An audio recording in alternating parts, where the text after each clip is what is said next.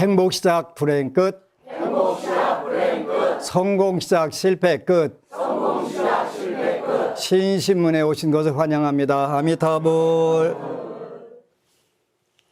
요즘에 여러분들하고 저 공부하는 것은 여러분들이 불교를 믿으려면 18가지 그 아주 소중한 꼭 필요한 조건을 충족했을 때만 여러분들이 불교를 믿을 수 있다 그랬어요. 그래서 그 이제 하나씩 배워가는데 18가지. 그러니까 17가지를 갖췄다 하더라도 한 가지가 부족하게 되면 여러분들이 불교를 그 신해행증을 할 수가 없어요. 믿고 공부하고 또 현실에서 실천하고 여러분들이 현실 생활에서 부처님 말씀을 깨달을 수가 없다 이런 뜻이에요. 그래서 그 18가지 중에서 8가지는 여유가 있어야 된다. 여러분들이 여유가 있으면 그 불교를 그 믿을 수 있는 충분한 그 환경이 되는 거예요. 첫 번째로. 그래서 그 8가지가 뭐냐?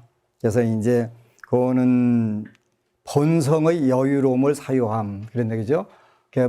본래 성품상으로 꼭 있어야 된다 그런 뜻이에요. 그래서 그거를 갖추지 못하면 여러분들이 그 불교를 못 믿는 거예요. 이렇게 대한민국은 물론 불교를 포교를 그 전법을 안 해서 그 못 믿는 경우도 있지만 이 18가지의 조건을 충족을 못 시켜서 그 불교를 접근하지 못하는 경우들이 너무나 많은 경우예요. 첫 번째로는 그 여러분들이 그야말로 정말 꼭 그거는 성품적으로 요 8가지가 안 되면 절대로 불교를 그 접근할 수가 없다. 이런 뜻이 들어있는데 첫 번째가 그 8가지 여유가 없는 곳에 태어나지 않아 정법을 닦을 틈이 있는 것을 여유라고 한다. 여러분들이 정법을 공부할 수 있는 틈, 여유가 있어야 된다. 여유가 없으면 여유가 없는 8곳을 가리킨다 그랬어요. 그러니까 여유가 없는 곳에 여러분들이 태어나게 되면 여러분은 근본적으로 불교를 접근할 수가 없다. 첫 번째가 삼악도 그래요. 삼악도 그러네요. 그죠? 3가지의 악한 세상에 태어나게 되면 불교를 접근할 수가 없다. 첫 번째가 지옥.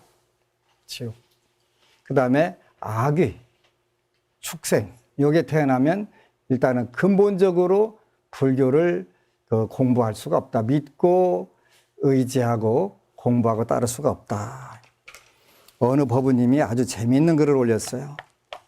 스님 말씀 받들어 화를 안 내려고 작심하니 시비 거는 사람들이 많네요.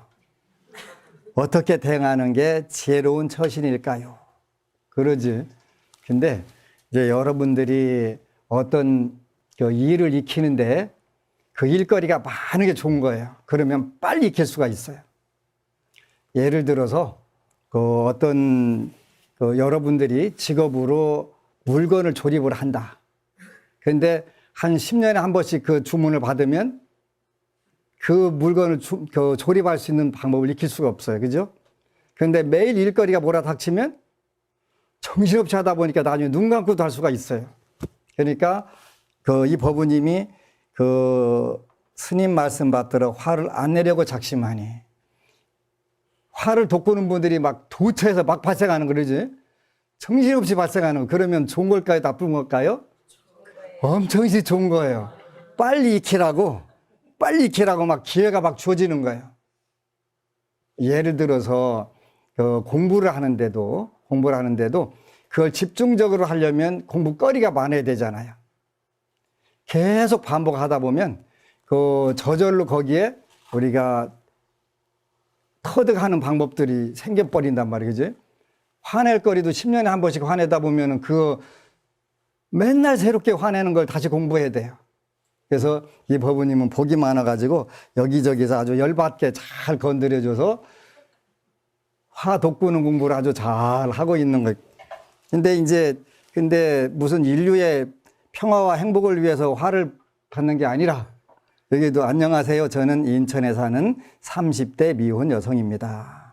우리나라 사람들이 오지랖 넓은 것은 익히 아는 사실이었지만 오늘은 정말 황당한 일로 사생활 참견하는 사람을 만나 무척 기분이 나쁘고 다음에 만나면 제대로 한 방 먹여서 갚아줘야 되겠다고 생각했다가 스님 말씀을 다시 한번 되짚어보며 아니야, 이럴 때 똑같이 기분 나쁘게 안 하고 이겨내야지 하며 스스로 타일러 봅니다. 하지만 쉽지는 않네요. 일단은 그 공부거리를 많은 분들이 제공하니까 요 딱 경계를 당해서는 황당할 수도 있고 기분 되게 나쁠 수도 있어요. 그런데 일단은 행복한 거예요. 이 글을 보시는 분들 중에는 혹시나 주변 젊은이들에게 결혼 관련하여 생각 없이 참견하시는 분들이 계시걸랑 당사자는 얼마나 불쾌하고 스트레스 받는 상황인지 이 글을 보시고 헤아려 주시기 바랍니다. 여러분들에게도 공개로 경고하는 거예요.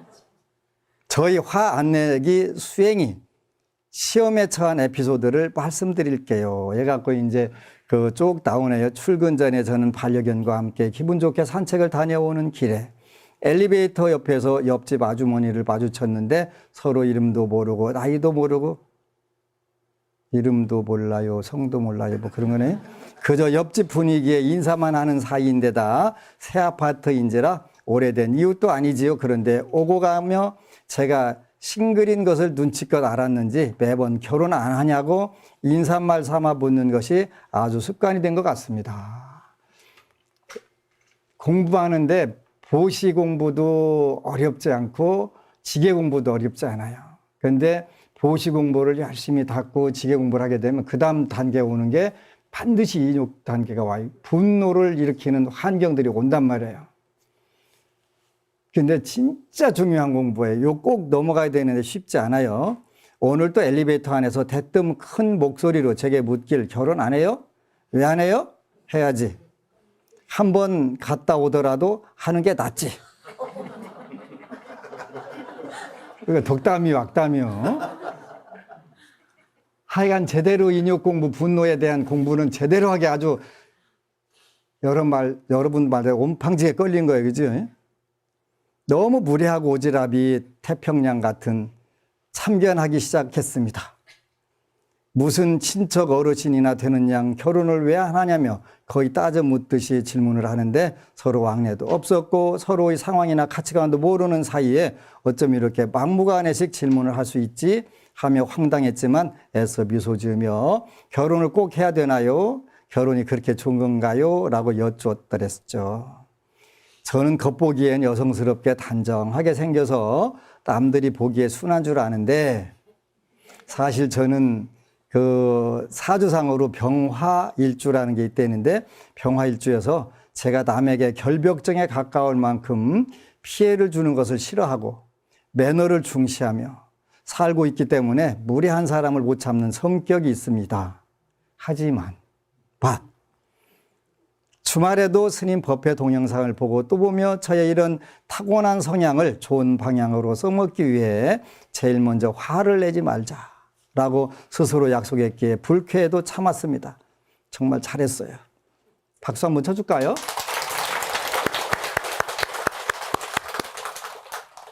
제 수행에 태클을 거는 시험이라도 치르는 기분이었지요. 아주머니 무례함은 거기서 그치지 않고 제품에 하는 강아지를 손가락질로 삿대질 하듯이 가리키며 이런 거 키우는 것보다 결혼하는 게 더 좋아 라고 말할 때는 불쾌함이 크게 달했습니다. 여러분들 표현하면 뚜껑이 열릴 뻔했습니다. 그런 거죠. 나에게는 소중한 가족이고 자식같이 정을 주고 사랑으로 키우는 반려견을 두고 제멋대로 같이 폄하하고 정작 본인도 별로 좋아하지 않는데 왜 남에게 결혼을 종용하는 걸까요? 나는 이렇게 삶에 찌들고 초라해 보이는 여자지만 너와 달리 결혼한 여자야 라는 자부심이라도 있는 건지 도통 이해가 안 갔습니다. 생각할수록 불쾌하기 짝이 없어서 수행이고 뭐고 다 제쳐두고 다음엔 따끔하게 한마디 해야겠다라는 생각이 간절했어요. 그 앞에서 아무 말도 못하고 착한 척, 정중한 척 웃고 넘겼던 제 자신이 바보 같았거든요. 분명 한 번 짚고 넘어가야 하긴 할 것 같은데 어떻게 말을 해야 할까요? 저는 이렇게 말하라고 생각 중이에요. 왜 그렇게 궁금하신가요? 무례한 질문이라는 생각은 안 드세요? 예의를 지켜주세요. 라고 말을 할 생각인데요. 이것조차도 되받아치는 복을 깎아먹는 행동이 될까요? 스님, 그리고 지혜로우신 도바님들의 조언이 듣고 싶어요.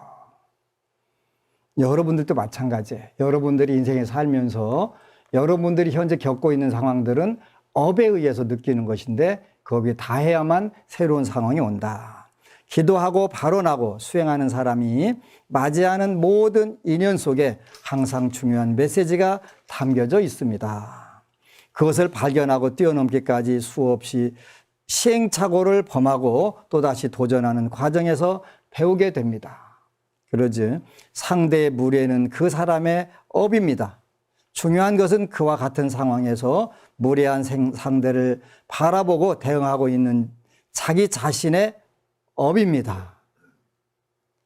그와 같은 경계가 다가올 때 자신에게 숨겨져 있는 악한 생각, 업장을 조복받는 기회로 삼을 것인지 아니면 기분, 느낌, 감정대로 반응할 것인지에 따라 잠복해 있는 악한 습관, 업장을 소멸하고 새로운 세계를 경험하게 됩니다.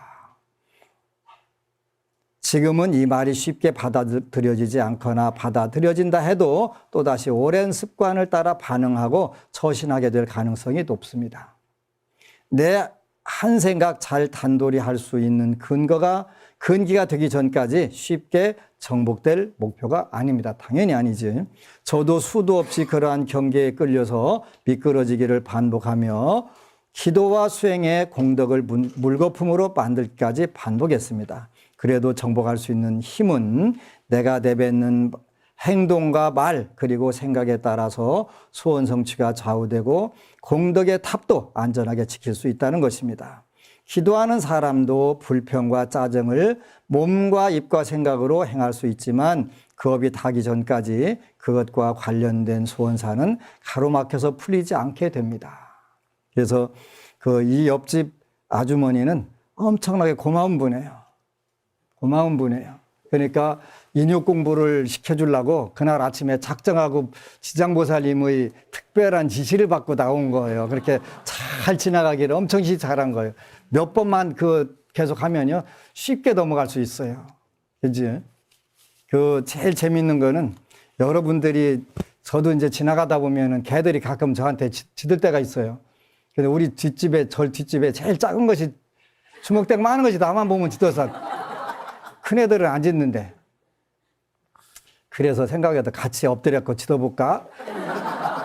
나도 개띠인데, 에이, 돼요, 안 돼요? 때로는요, 그게 저 소리가 우리 뒷집 강아지가 짖는 소리일 수도 있다라고 생각을 할 수도 있는데, 그게 생각하는 것보다는 하여튼 기회를 많이 줘서 그 기회를 여러분들이 빨리 축달해 가지고 뛰어넘는 게 중요한 거예요. 그래서 그런 기회를 많이 접할수록 여러분들이 익숙해지고 뛰어넘을 수 있는 확률들이 훨씬 높아져요. 그러니까 감사하다고 명절 뭐라도 하나 사가지고 가세요. 또 신증법사님이 글을 올렸네요. 그냥 신경 써주셔서 감사합니다 라고 말하고 웃으면서 지나가세요. 어떻게든 반응을 보이면 댓글이 들어오니 그렇게 매너 있게 웃으면서 더 말 걸 틈을 주지 말고 지나가세요. 시간이 지나면 제풀에 지칠 겁니다. 화를 내는 것은 서로에게 도움이 안 됩니다. 달라이 라마께서는 누가 뭐라고 한다고 해도 마음은 다치지 않는다고 하십니다. 그 아줌마의 오지랖과 광목님의 이해 사이에는 작은 틈이 있습니다. 그 아줌마의 오지랖은 광목님 눈앞에 일어나는 현상인데 그 말이 내 자존심을 다치게 한다라고 생각하는 것과 인과적인 관계는 없습니다. 다치고 안 다치고 하는 것은 본인의 업감이라는 뜻이에요. 그러니까 다칠 수도 있고 안 다칠 수 있는데 우리는 중생이니까 당연히 다치지요. 그래서 가능하면 눈탱이 밤탱이도 만들 수가 있죠. 그러면 남는 게 별로 없다. 그래서 인과적인 관계는 없습니다. 없는 게 사실인데 우리는 그렇게 행동하기 어려워요. 그러더라도 익혀야 된다는 거예요. 다시 그럴 때에는 조금 더 이성적으로 생각해 보시는 것도 도움될 듯 합니다.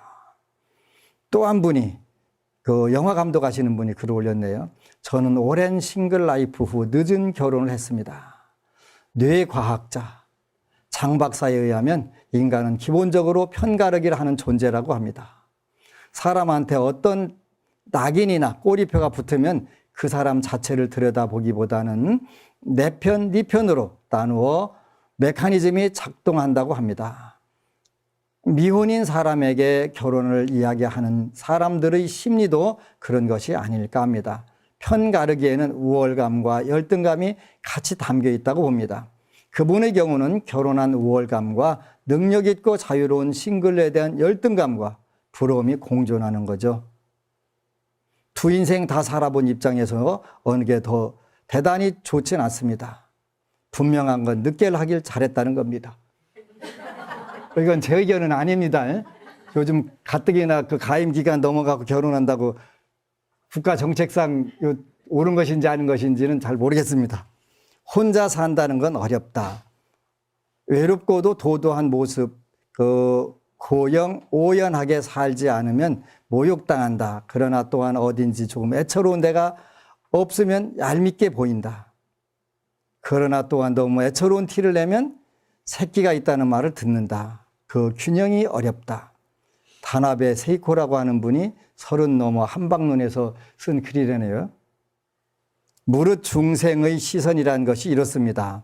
독신으로서의 자긍심을 가지고 사시다가 인연 되면 결혼하시고 인연이 없으면 다른 행복한 것들을 누리면서 사시면 된다고 생각합니다. 그런 분한테는 다른 대답하지 말고 마냥 미소를 지으며 네네 해야죠. 계속 그렇게만 답하면 됩니다. 남의 인생에 간섭하는 분들을 대하는 가장 현명한 대처법이죠. 네네, 네네, 네네. 그러면 그렇게 하세요. 그래서 일단은 여러분들이 마음을 먹는다는 것은 그 단계에 공부할 준비가 됐다는 뜻이에요. 이 부모님도 잡는 공부하려고 하니까 그냥 과제들을 잘 해결할 수 있도록 왕창 몰아닥쳐 갖고 좋은 기회가 온 거예요. 일단은 축하드립니다. 그래서 여러분들이 첫 번째로는 여유가 없는 곳에는 8가지가 있다라고 그랬는데 지옥, 악의, 축생, 요 사막도 이렇게 표현해, 사막도. 그래서 지옥을 정말 여러분들 지옥 가면 안 돼요. 그런데 불자들이 육도윤회를 제일 안 믿어요. 여러분들만 빼고. 그런데 지옥이 있어요. 지옥이 있어요. 지옥은요, 어디에 있냐면요, 요 공간, 그대로 이 공간에 있어요, 지옥이. 공간이 있는데 파장대마다 다르단 말이에요. 우리가 볼 수 있는 가시광선의 파장대가 있고, 귀로 들을 수 있는 사이클이 있고, 전부 달라요. 개나 쥐, 고양이하고 다 다르잖아요. 그죠? 달라요. 그래서 축생이 보는 세계가 다르고, 인간이 보는 세계가 다르고, 악이나 귀신이 보는 세계가 다르단 말이에요. 그 중에서 요 지옥을 가장 적나라하게 묘사한 부분이 지장경인데 그 중에서도 오무간 지옥이에요. 오무간 지옥. 무간, 간격이 없다는, 틈이 없다는 거예요. 시간적으로, 공간적으로 쉴 틈이 없는 거예요. 초장파 세계. 그러니까 한 사람이 들어가도 꽉 차고, 만 사람이 들어가 꽉 차는 움직일 수 없는 자유가 없는 세계를 말하는 거예요. 지옥. 근데 진짜 한빙 지옥도 있고, 팔열 지옥도 있고 다 있어요. 근데 여러분들은 정말 따뜻하고 좋은 환경에서 살으니까 지옥 아니라고 없다고 생각하는 경우 있는데, 얼마 전에 어느 대회가 저한테 찾아왔어요. 여보부님은 타종교를 오랫동안 믿다가 불교로 오셨대요. 너무 반갑고 고맙잖아요. 그렇게 그분은 엄청나게 탁월한 선택을 하신 거예요. 탁월한 선택. 그런데 본인이 탁월한 선택이라는 걸 느끼는 거예요. 인과법을 알고, 그 다음에 전생에 업을 녹이는 방법을 알고, 다음 생에 사막도에 떨어지지 않을 방법을 알고, 너무 기쁜데, 문제는 남편이 안 믿는 거예요. 이제 서울시청에 공무원으로 평생 근무를 하고, 그 정년퇴직하고 아주 만족한 삶을 사는 거야. 뭐 별로 필요한 게 없는 거야. 그래서 마음이 뭐 부처면 되지. 그래, 잘났다 그러지. 내가.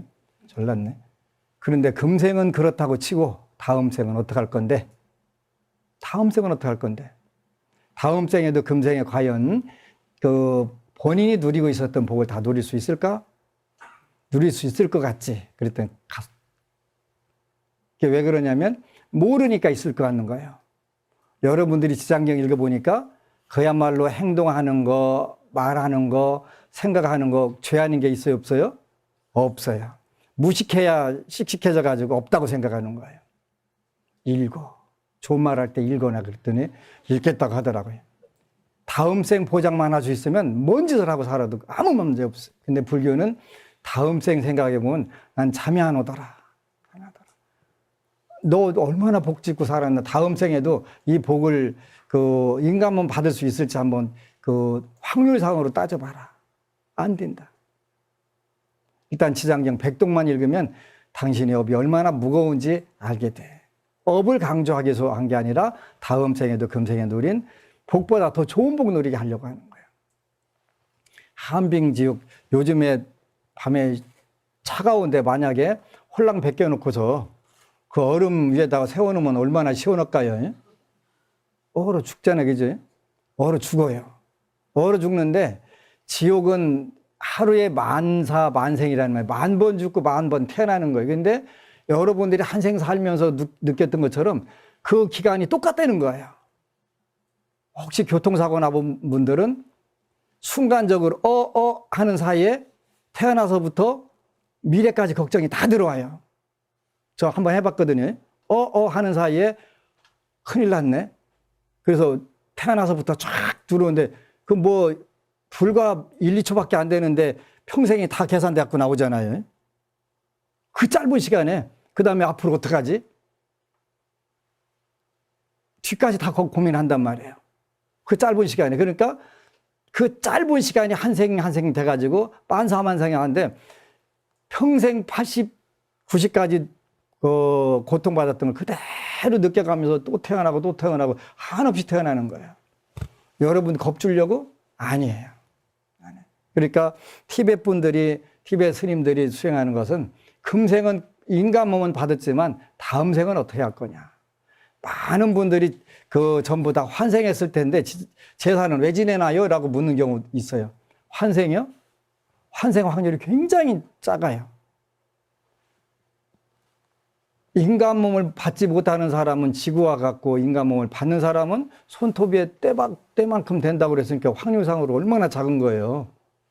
대구에 어느 법우님이 지장경 읽다가 사람 몸 받기가 그렇게 어렵냐고 그래서 제가 확률상으로 미국에서 나온 자료를 제공을 했어요.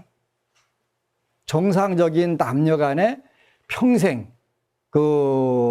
아기를 낳는 작업을 할 수 있는 횟수를 따져보니까 3,000회 정도 되더래요. 3,000회.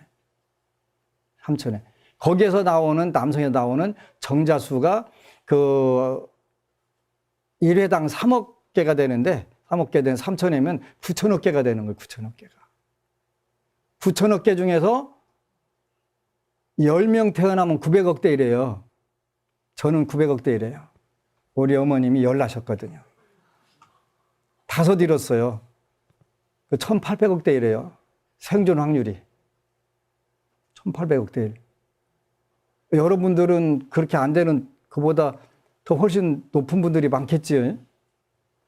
다음 생에도 1,800억 대 1 태어날 수 있는 확률이 자신 있으면 아무렇게 살아도 돼요. 근데 쉽지 않아요. 로또 정도가 아니에요.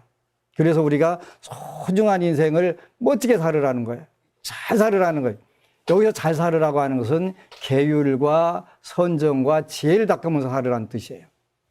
그거를 하게 되면 의식주는 저절로 잘 해결이 돼요. 지옥에 태어나면 밤낮으로 쉼없이 춥고 더운 극한 상황을 당하여 법을 닦을 기회가 전혀 없다. 극한 상황. 여러분들이 시베리아에서 떨고 있는데 불교 공부를 하겠어요? 연부를 하겠어요? 그지? 안 된단 말이에요. 추워가지고 정신없는데 그게 되겠어요?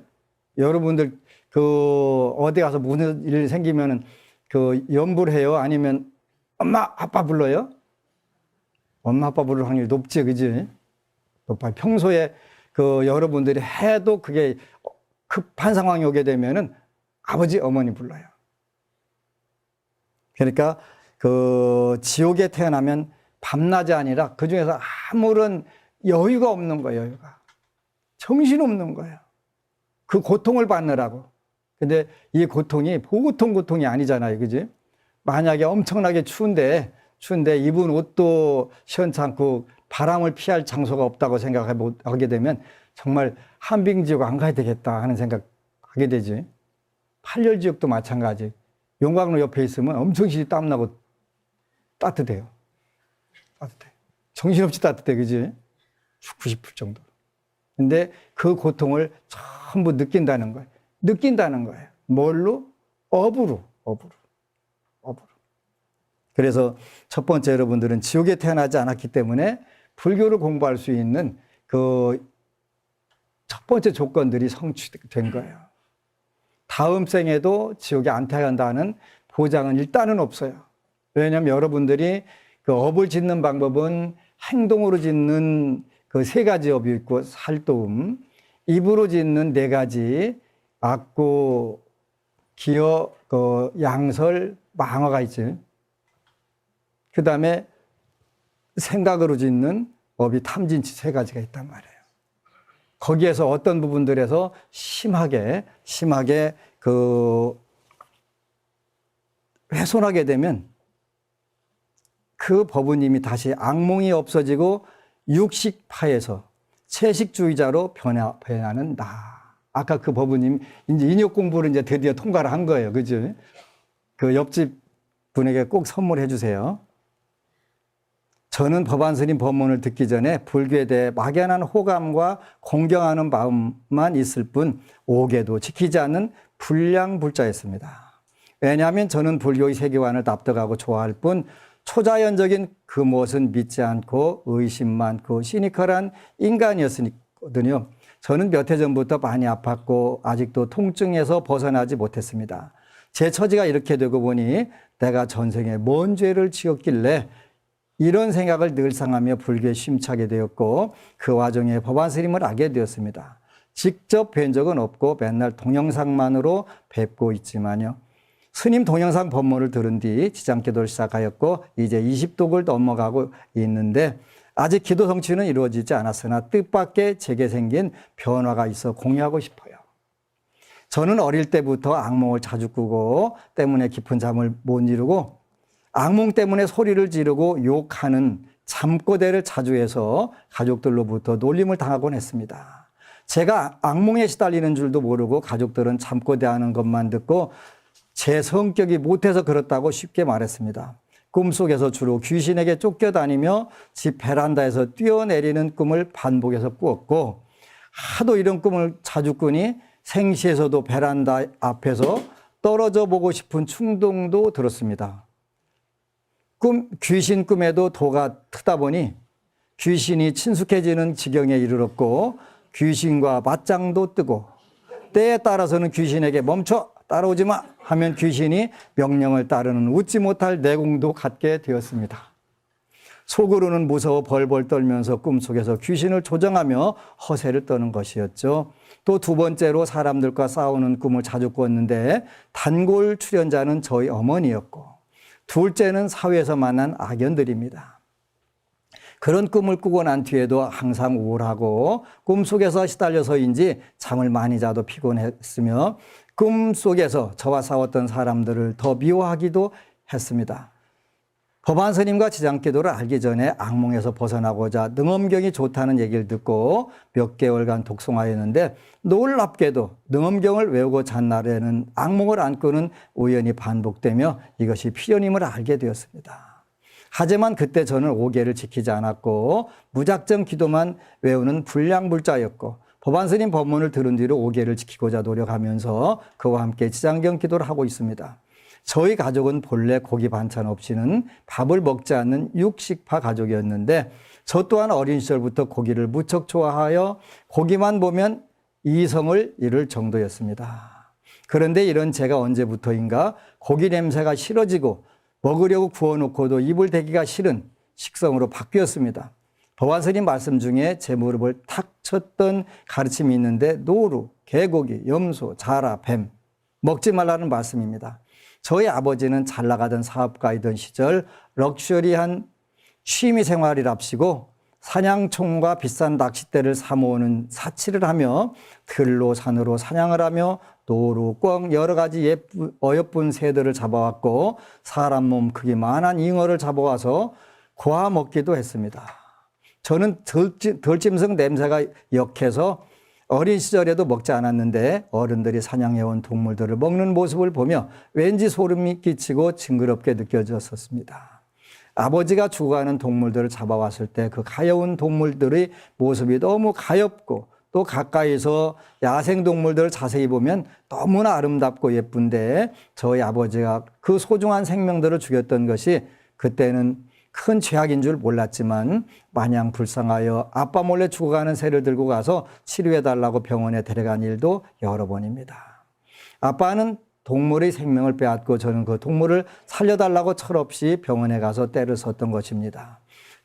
당시 저희 집이 동네 유지였기에 의사들은 치료를 해주는 척 했지만 그렇게 한들 총상을 입은 동물은 살아나지 않았고 동물들의 고통만 연장할 뿐이었죠. 그걸 몰랐던 어리석음 또한 죄였다는 것을 이제야 알게 되었습니다. 아무튼 저희 집은 할아버지 때부터 동네 유지였는데 아버지가 할아버지의 그 많은 재산을 다 탕진하고 사업이 망하면서 가세가 기울었습니다. 때문에 법안스님 말씀을 들은 뒤 어린 시절의 일들이 떠올라 소름이 끼치고 눈물이 나서 지장기도 할 때마다 저희 아버지가 죽인 짐승들에게 참여하는 기도를 합니다. 이제 더 이상 저는 꿈에서 귀신에게 쫓기거나 어느 누군가와 싸우는 꿈을 꾸지 않습니다.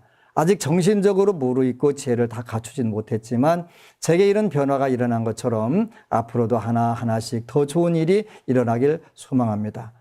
그리고 요즘은 악몽 대신 돌아가신 아버지 꿈을 자주 꿉니다.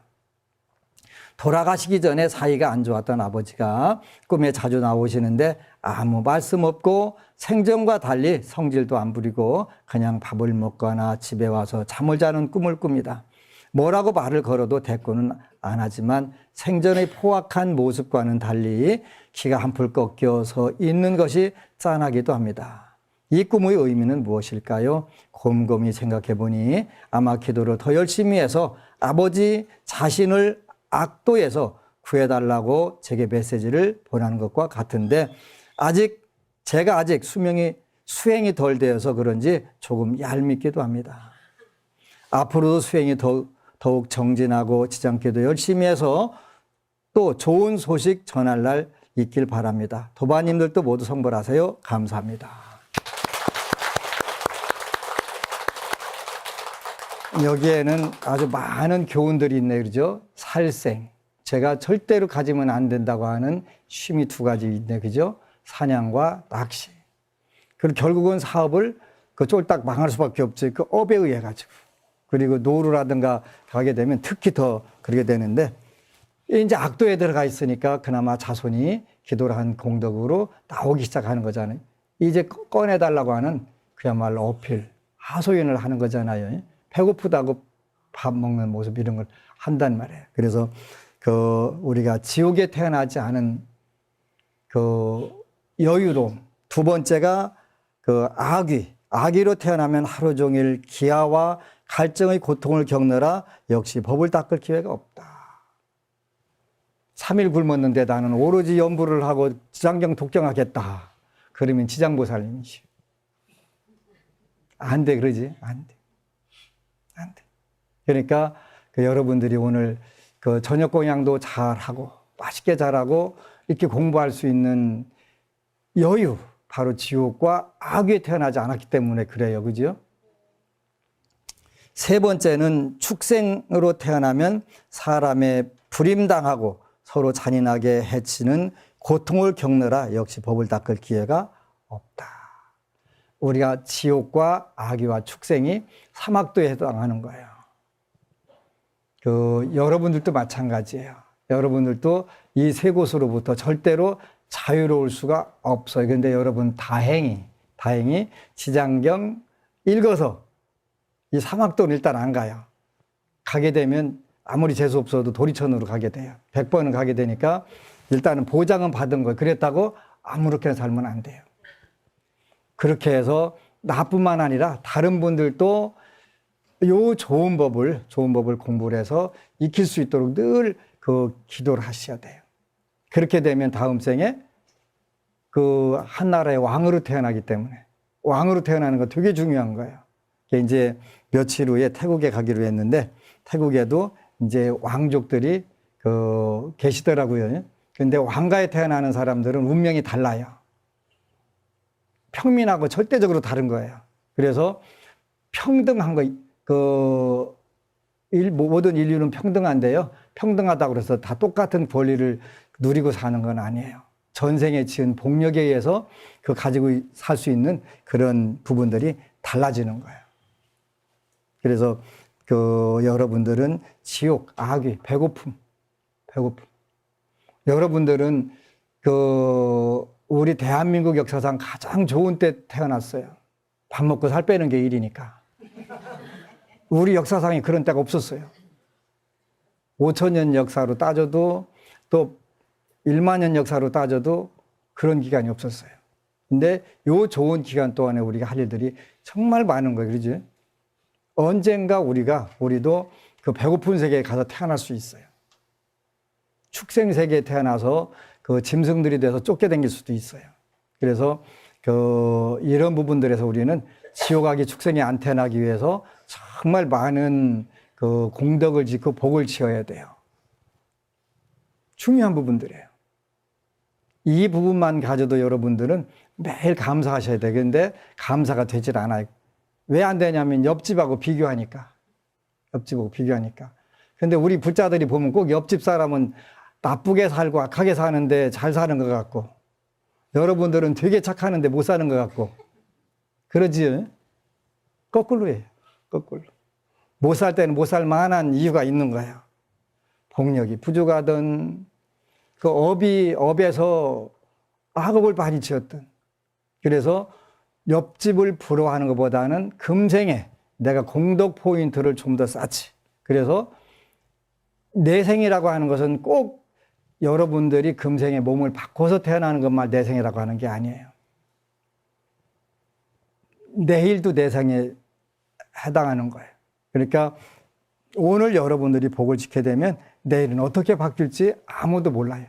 생각 하나에 의해서 운명 바뀌는 경우도 굉장히 많아요. 그렇지? 요 법우님은 꿈속에서 귀신에 쫓기고 매일 아파트에서 떠내리는 꿈 꾸고 그 왼수들과 싸우는 꿈 꾸고 그것이 지장경을 읽다 보니까 복력으로 소멸이 돼 가는 거예요. 그러니까 그 업들이 전생에 복을 많이 짓고 사는 것은 확실한데 그걸 모르고 사는 거잖아요.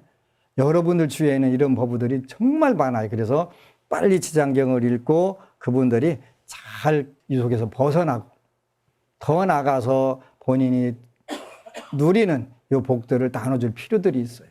그렇게 되면 지옥악의 축생들이 줄어들게 돼요. 지옥악의 축생들이 줄어들게 되면 위기를 느끼는 분이 있대요. 마왕 파순이라고 하는 분인데 여러분들이 지장경 읽기 시작하면 파순의 왕궁이 흔들리기 시작해가지고 지진이 일어나갖고 가만히 앉으실 수가 없는 거예요. 그러니까 어떻게 해야 되겠어요? 여러분들이 읽는 걸 방해를 해야 돼요. 못 읽게 막아야 돼요. 아침에 가능하면 새벽에 못 일어나게 무조건 막아갖고 지구를 등지고 계속 붙어 있으라고 막 누르고 이렇게 있어야 되고 그렇게 해야 돼요. 여러분들이 그렇다고 거기에 지면 안 돼요. 빨딱 일어나세요. 그치? 그렇게 되면 이제 마왕 파순이 이제 여러분들 포기를 하게 되는 거예요. 그래서 여러분들이 지옥 있어요. 틀림없이 있어요. 축생이 있잖아요. 그러지? 아까 말씀드린 거사님이 다음 생이 있다는 걸 뭘로 믿어요? 그러길래 내일 있다는 걸 어떻게 알아? 내일 있다는 걸 어떻게 알아? 그러지?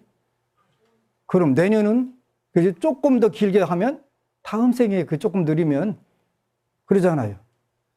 내일 있는 게 어떻게 하냐고 그랬더니 똑같은 이치라고. 그래서 지장기 읽으셨다고 그래서 너무 잘하셨다고 그 정말 복이 많으시다고. 금생에 누린 복, 다음 생에도 누리는 방법은 그 현재를 가장 잘 사는 방법이잖아요. 그지? 현재를 잘 사는 방법은 전생의 수급은 여러분들이 참회를 통해서 녹이고 금생에 몸과 입과 뜻을 복을 짓는 데 써먹게 되고 그렇게 되면 자연스럽게 모든 일들이 어느 순간에 금방 좋아지는 거예요. 그래서 나는 왜 안 될까요? 라고 하는 분들이 있는데 원칙적으로 안 되는 건 없어요. 그런데 그 시간이 좀 더 빨리 이루어지는 경우도 있고 늦게 이루어지는 것도 있고 또 여러분들한테 가장 소중한 것부터 빨리빨리 이루어주시고 하기 때문에 여러분들이 저는 된 게 없는데요. 이미 많이 있어요. 여러분들이 인식을 못하는 것 뿐이지. 진짜 소중한 걸 다 가지고 있잖아요. 벌써 이 세 가지 가지고 있잖아요. 그리고 다음 생에도 지옥에 갈 일이 별로 없잖아요. 그지? 도리천 백생을 왔다 갔다 하는 거 이미 보장받았는데 이때는 이제 여러분들이 더 훨씬 더 선업을 좋은 일들을 집중적으로 하는 그런 마음들 가져야 돼요. 맨날 착한 일을 하고 하는데 착한 일에도 못 삽디다 하는데 착한 일 갖고 못 살 방법이 없어요. 여러분들이 말하는 착한 일은 착한 일이 아니라 지혜가 없는 멍청한 일들을 하고 계신 거예요. 그래서 그런 거예요. 지혜. 그리고 복을 지게 되면요. 여러분들이 그 복력 수준에서 사람들을 만나게 돼요. 매일 왼수만 만나고 사기꾼만 만나는 사람은요. 그 복력 수준에 있기 때문에 그런 거예요. 그 업력 수준에서는 개가 개하고 어울리지 무슨 개가 소하고 놀겠어요. 그지? 아주 드물은 경우는 그렇게 되지. 그러잖아요. 똑같은 거예요. 이치가. 그리고 끼리끼리 어울리는 거예요. 그래서 제일 중요한 부분은 언제든지 복력이다. 꼭 기억하시기를 바라고 한 주간 열심히 어느 부분들이 선업을 짓고 복을 짓는 것인지 고민을 해가면서 살면 여러분들이 일주일만큼 엄청난 발전이 일어나요. 그래서 내 인생 왜 이래가 아니라 내 인생 꽃이 피네라고 할 수 있어요. 꼭 그렇게 하시기를 축원합니다. 아미타불. 그리고 여러분 사랑합니다.